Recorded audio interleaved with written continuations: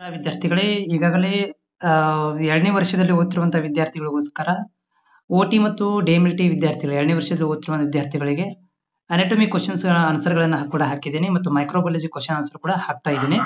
3 ಮಾರ್ಕ್ಸಿಂದು ಇದು ಡಿ.ಎಂ.ಎಲ್.ಟಿ 2ನೇ ವರ್ಷದಲ್ಲಿ ಓದ್ತಿರುವಂತಹ ವಿದ್ಯಾರ್ಥಿಗಳಿಗೆ ಆನ್ಯುವಲ್ 2020ರದ್ದು ಕ್ವೆಶ್ಚನ್ ಪೇಪರ್ಸ್. ಸೊ ಇದರಲ್ಲಿ ನಾನು ಶಾರ್ಟ್ ನೋಟ್ ಆಗಿ ಹಾಕಿದ್ದೀನಿ. ಇದನ್ನ ನೀವು ಡಿಸ್ಕಷನ್ ಮಾಡಬೇಕಾಗತ್ತಾ ಮತ್ತು ಕೀ ಪಾಯಿಂಟ್ ತರ ಇದಾವೆ. ಸೊ ಇದನ್ನ ನೀವು PDF ನು ಕೂಡ ನಾನು ಡಿಸ್ಕ್ರಿಪ್ಷನ್ ದಲ್ಲಿ ಲಿಂಕ್ ಅನ್ನು ಕೊಟ್ಟಿರ್ತೀನಿ, ಹೋಗಿ ಡೌನ್ಲೋಡ್ ಮಾಡ್ಕೊಳ್ಬಹುದು. ಸೊ ಈ ಒಂದು PDF ನಿಮಗೆ ಎಕ್ಸಾಮ್ ಪ್ರಿಪರೇಷನ್ ಆಗ್ಲಿಕ್ಕೆ ಮತ್ತೆ ಕೀ ಪಾಯಿಂಟ್ ತರ ಓದ್ಕೊಳ್ಳಿಕ್ಕೆ ಸಹಾಯವಾಗುತ್ತೆ. ಸೊ ಇದನ್ನ ನೀವು ಆರಾಮಾಗಿ ಮೆಮರೈಸ್ ಕೂಡ ಮಾಡ್ಕೊಳ್ಬಹುದು. 3 ಮಾರ್ಕ್ಸಿನ ಕ್ವೆಶ್ಚನ್ ಆನ್ಸರ್ ಮಾತ್ರ ಇಲ್ಲಿ ನಾನು ಡಿಸ್ಕಷನ್ ಮಾಡಿರುವಂತದ್ದು. ಸೊ ಒಟ್ಟು ಇದು 21 ಕ್ವೆಶ್ಚನ್ಸ್ ಗಳಿದಾವೆ ಇಲ್ಲಿ. ರಿಮೈನಿಂಗ್ ಕ್ವೆಶ್ಚನ್ ಕೂಡ ಅಪ್ಡೇಟ್ ಮಾಡ್ತೀನಿ, ಬಟ್ ಕಾಲಾವಕಾಶ ಬೇಕಾಗುತ್ತೆ. ಇದನ್ನ ನೀವು PDF ನ ಡಿಸ್ಕ್ರಿಪ್ಷನ್ ಲಿಂಕ್ ಕೊಟ್ಟಿರ್ತೀನಿ, ಹೋಗಿ ಡೌನ್ಲೋಡ್ ಮಾಡ್ಕೊಳ್ರಿ. ಆಮೇಲೆ ಈಗಾಗಲೇ ನಾನು